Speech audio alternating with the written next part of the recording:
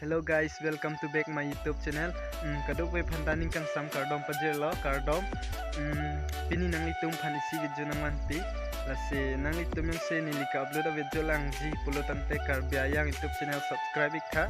La pen bell icon da bell ignon. To tante video le start iglonan.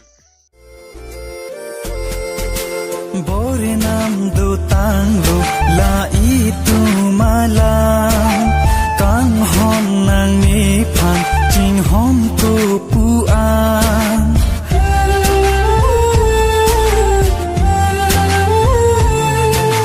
Bore nam do tanglo la itu malam kang hom nang ni phan ching hom ko puan rure tik nin dar do tik che te a kang hom pe phai pe